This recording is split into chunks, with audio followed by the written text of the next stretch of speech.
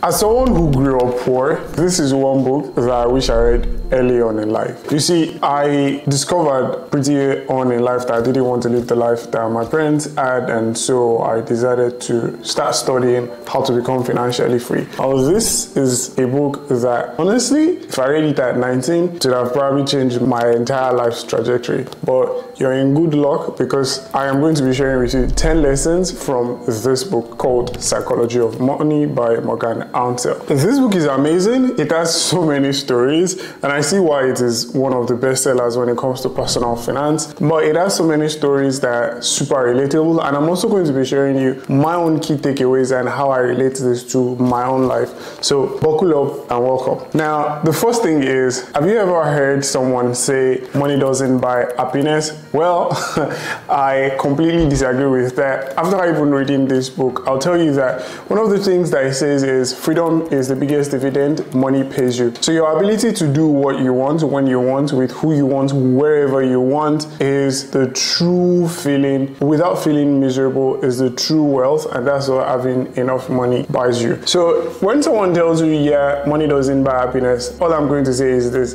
go tell that to someone who has to work 60 hours in a week, and they even have to work overtime just for them to be able to meet up with the bills for their family, right? People always say these things from a point of privilege. For someone like me who grew up in a state of survival to where I'm at right now, it's completely different, right? And I can relate to a lot of people who struggle because my parents were complete low income. They made terrible financial decisions when it comes to money. And one of the reasons why even like my people that I have around me growing up right now still work so hard is because they didn't put the right systems in place to give them the freedom that they desire in their old age, right? So that's one of the things that I really took from this book, and it's a book that you have to read over and again for it to stick, because according to him, money is not about just what you see on paper, but how you behave when it comes to it. Now, the second thing is never enough. Now, don't sacrifice what you have and don't need for what you have, and it's important. You must not let greed take a hold of you. You see, we live in a world that is driven by people always wanting more and more and more, and one of the things that it really hammers on in this book,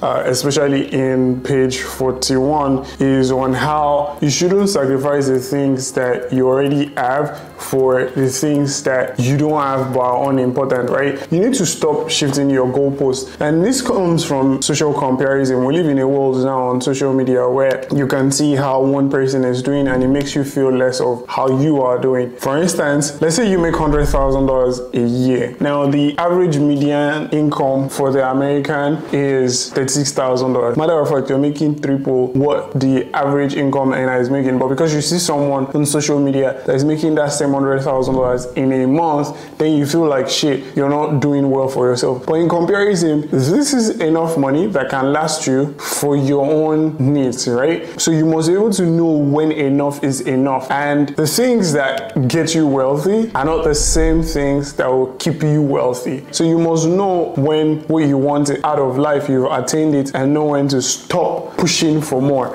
Since consider a rookie player who earns $500,000 a year is by any definition rich, but he plays on the same team as someone who is Mike Trout, who has a 12-year $430 million contract. Now, by comparison, this person is broke. So you see, the main reason we keep seeing ourselves as not being enough is because we always look at other people and use them as the yardstick for judging ourselves. This book is super amazing. Like, I think every single person who watches this video should go ahead and get it. Now, the third lesson that I learned from it is save money. You see, savings is the gap between your income and your ego. A lot of people think being a millionaire means spending $1 million, and that, on the contrary, is not being a millionaire at all, right? This is a lesson that I also had to learn, because the first first millions that I made, I blew through it because I wanted to keep up with the Joneses, if I'm to put it that way. I wanted to show it off that, oh yeah, I had money, not necessarily keep my money to myself and invest into things that truly have meaning to me. And another thing that I'm going to talk about is, you know, you only care about what's going on social media when you're on Instagram or when you're on Twitter. The moment you log out of Instagram and Twitter, you're back to the real life, right? So if you live your life based off of the opinions of people that you don't even care about or people that don't truly care about you, you are going to be the one that will bear the consequences of it. And one of the things that I would use as an example for this is, I have a friend who was really in love with this girl, and he wanted to show her how much he cared for her, so he would do anything and everything to impress her, if I'm to put it that way. Long story short, they dated for 3 months. Yeah, they dated for 3 months, and he would take her on dates, you know. Now, he was taking money out of his business, and his business was still in that growth period, and so he would take out money from his business, but I mean, he was feeling comforted by the fact that he had this girl. Now, along the line,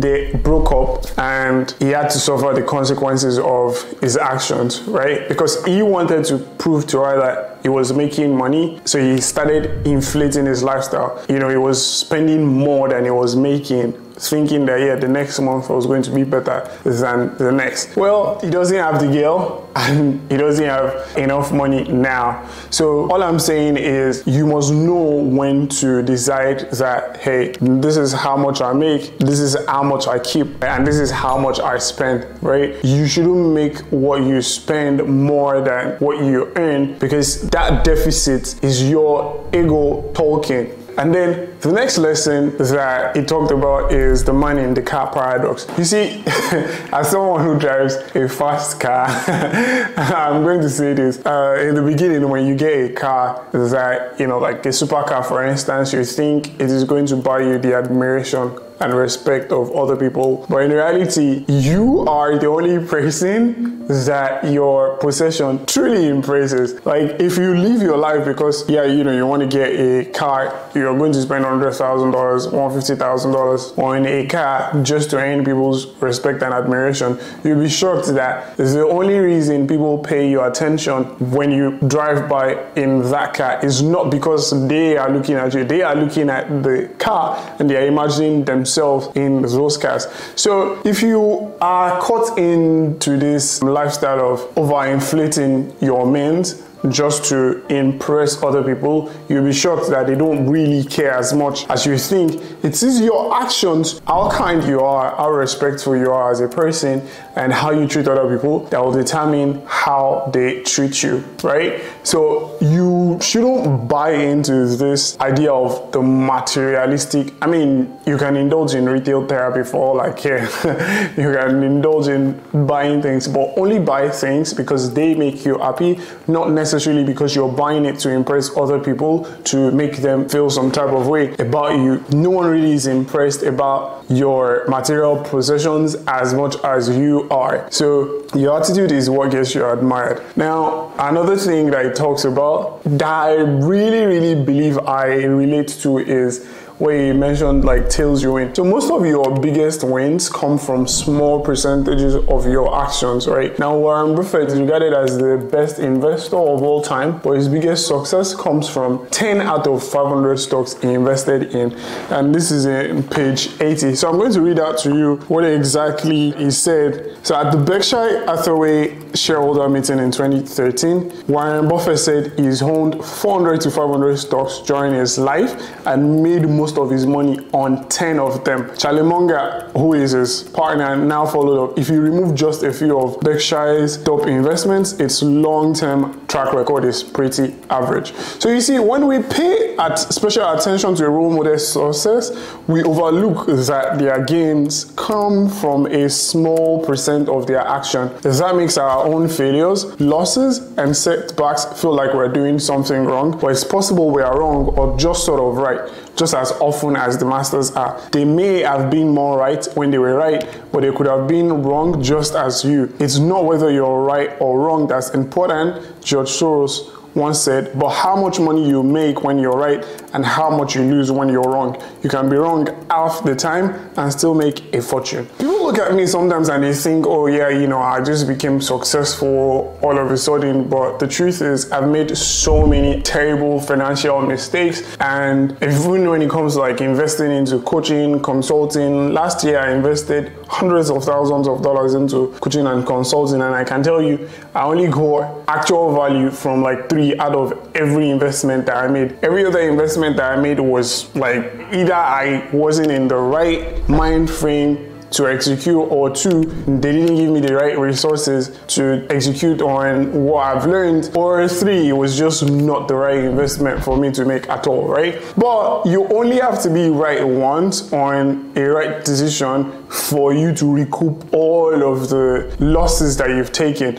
And I'm also going to use an example for you when it comes to my YouTube channel, right? In the last 1 year that I've been creating content here on YouTube, I've had a video do over 100,000 views, which is like 4 books that I read that made me a millionaire. And then after that, I've had videos that haven't even gotten 1,000 views, and I have a video that has done like 11,000 views. So all you have to do is keep throwing something at the wall, and definitely one will stick, right? So it's not all your decisions that will be successful, but you just need 1 or 2 wins that can recoup all your investments and also help you with the losses that you've taken. Now, another lesson from this is compounding. Time is your best friend. See, once again, Warren Buffett is not a billionaire because of his great investing skills. He's a billionaire because he invested since he was 10 years old, and this is page 49 to 53. Warren Buffett began serious investing when he was 10 years old.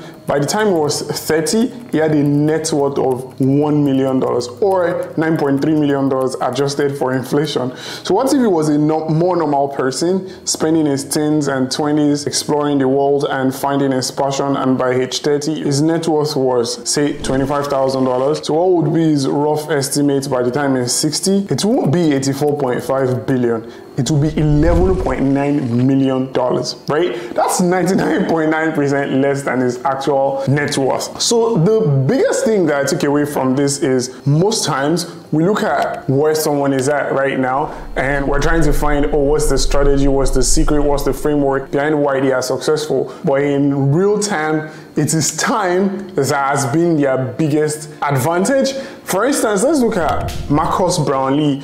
Marcus has been creating on YouTube, I think, since he was 13, and today he averages like millions of views on one single video, right? Or should we look at Mr. Beast, right? Mr. Beast has been creating on YouTube since he was a boy, and now he averages like hundreds of millions of views on every single video. Now, if someone was to ask that, oh, what's the secret? What's the secret framework? What's the secret strategy? Is he like click through it? Is it the thumbnails? Is it the titles that makes his video successful? It's definitely not that. I mean, if that's a factor, it's like saying the main reason Warren Buffett is successful is just time. Now, his investing skills can also be taken into account, but the main reason these people are successful and are outliers is because they've allowed time to take its effect on their journey, and they've also focused and doubled down on it, right? So I believe that's the same thing that everyone should take into note when they are considering people who are very, very successful when it comes to doing things in their career field.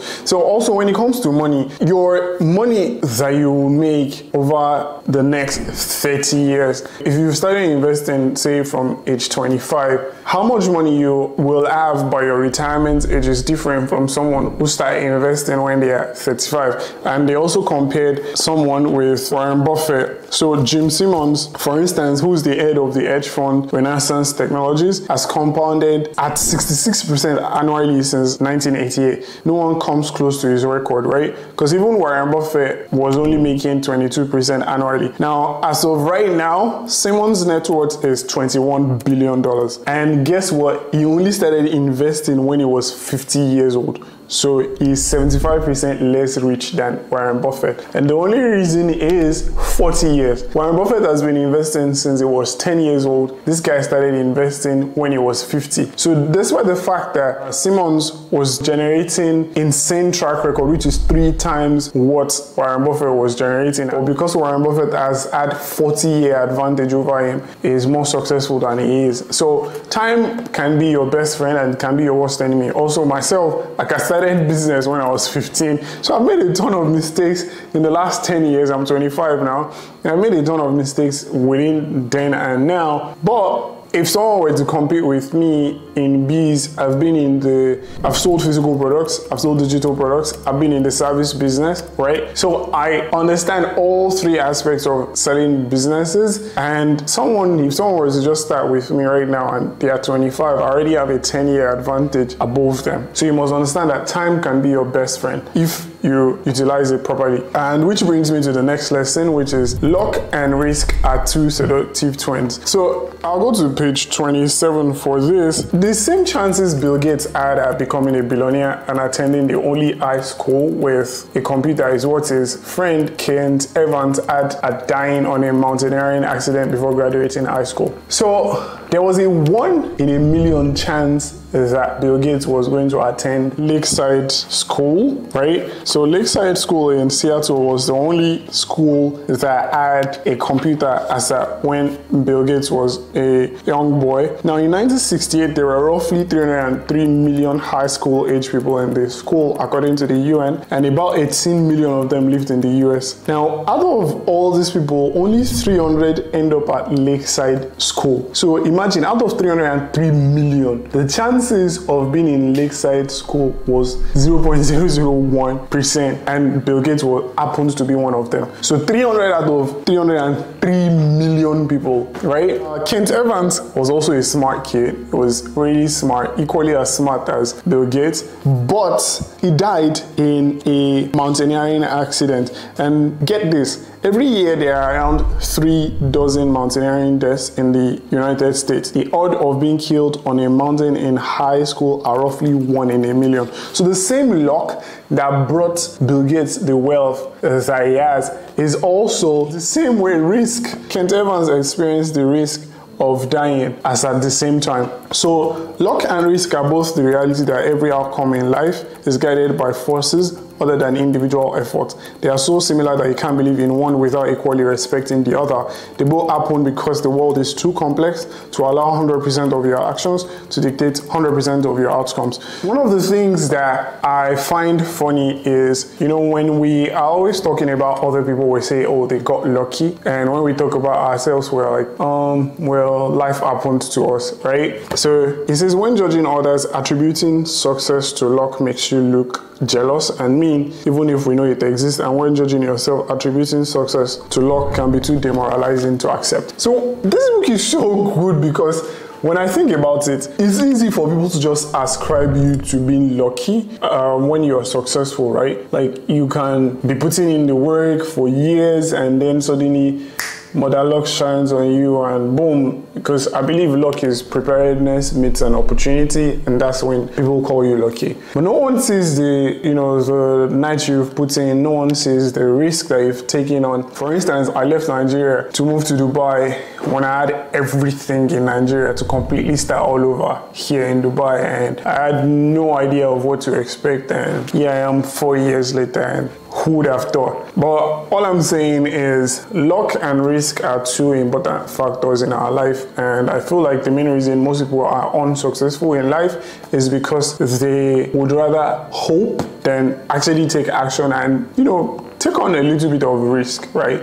Because I believe the other side of risk sometimes is what you're looking for. Although you must also be able to like weigh the risks. Which leads me to my next point, which is room for error. You need to allow room for error. I need you to not be too optimistic about things going right that you forget to consider your plan may not go according to plan, right? I think it was Mike Tyson that says everybody has a plan until they get punched in the mouth. Life isn't like this. It's ups and downs, waves and tides. You must understand that for you to get to your desired outcome, income, you should also plan and allow room for mistakes, right? I'll give you an instance. I got punched heavy in the mouth 2 years ago. I was never prepared for COVID. I never in my wildest dreams would have thought something like COVID-19 would ever happen. Everything was going fine in business. You know, people were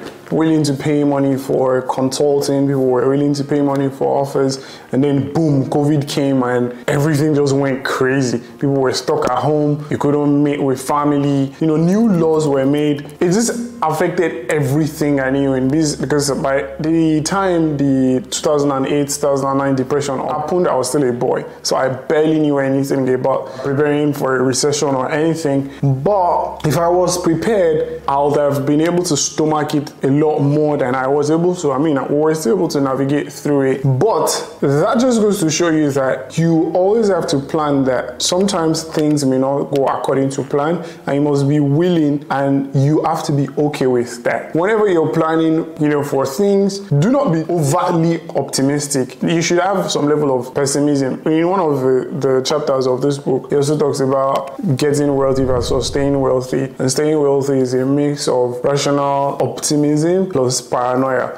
This book is really amazing. I really believe that I should have read this long time ago, maybe when I was in my teens. So one of the things that he says is, you take risks to get wealthy by playing offense, but you stay wealthy by playing defense. Everything that will break will eventually break. Right? So if you ever think something may not go wrong, trust me, everything that can go wrong will eventually go wrong. And so when it comes to your finances, you need to plan your finances, and you should also have, I believe you should have an emergency fund for your money, and something that can help you in case anything comes up. Yup, really great book, which leads me to my next point, which is you will change and so does your goals. You see, as a kid, if they ask you what do you want to become as an adult, literally everybody has one idea or the other of what they want to become as an adult, until we are an adult and we're like, bro, I don't think this is what I truly signed up for. And one of the stories that I started out with was how someone had a goal to become, you know, to get into a certain profession, and they ended up getting into the profession, and he gets to talk to the person and they're like, bro, this is awful, this is awkward. I'm sure every one of us has someone like that in our lives where they work all their lives, bust their asses to get into a job, maybe become a medical doctor, and then to become the highest paid doctor,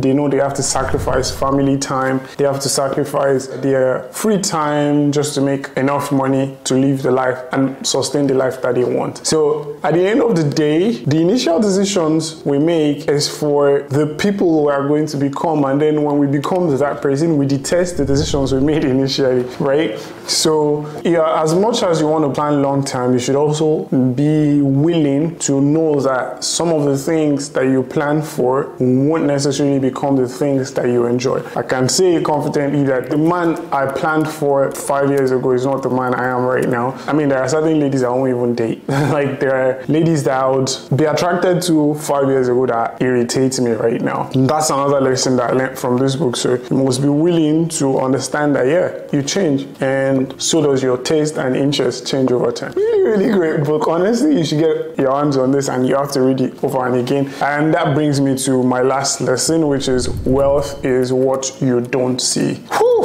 See this? Whew. This right here is something that I also had to learn, especially as someone who grew up in an African home. If there's anything peculiar to us Nigerians, it's that we love flamboyance. Like, we love being flamboyant, especially as a Yoruba person. Like, I grew up knowing that people would rather get money to pay for clothes and outfits for an occasion than have money to feed their family for the next 1 week. Like, people will go out of their way to look wealthy when in actual terms they are not. And I have people that are close relations, close relatives that I know are living paycheck to paycheck. And the truth is, they make good money for themselves, but they live to keep up with a certain identity, right? And this is one of the things that you struggle with, especially when you don't understand money. But this is a book that has really really changed that for me. And there are even lessons that I've had to take out of this for my own personal life. So he says, we tend to judge people by what we see because that's the information we have in front of us. We can't see people's bank accounts or brokerage statements, so we rely on outward appearances to gauge financial success. Cars, homes, Instagram photos. Modern capitalism makes helping people fake it until they make it a cherished industry. So the true wealth is that wealth we don't see. Wealth is the nice cars not purchased, the diamonds not bought, the watches not worn, the clothes forgone, and the first class upgrade declined. Wealth is financial assets that haven't been converted into stuff you see. That's not how we think about wealth because you can't contextualize what you can't see. You see, I also had to learn this lesson, and that's why, before now I'm the guy that will buy the chains, buy the shoes, buy this, buy that, except something gives me internal fulfillment, like it actually makes me happy, that I know, I don't care what anyone thinks, I just like this because I like this. That's the only thing that I shop for now. I don't really shop for things because I want to signal that I'm wealthy. I shop for things because they give me satisfaction, right? As someone who makes a lot of money, I'm starting to put my money to things that I truly believe can keep me wealthy, because it's not about just making money, it's about growing and keeping the money that you make. So this I believe are the lessons that I learned from this book called Psychology of Money. And in case you don't know my name, because I didn't do an intro, my name is Abdul-Qawiyy, and my goal is to help you escape the average life. Just like I went from being broke and impoverished to thriving and wealthy in my 20s. So hit that subscribe button and definitely check out this video that I made on how to make $100,000 in 2023, and also binge watch the playlist on how to get rich young and fast. Make sure that you smash that like button. Let me know if you want to see me review some more books that I've learned. I love reading books, and connect with me on Instagram. See you in the next video.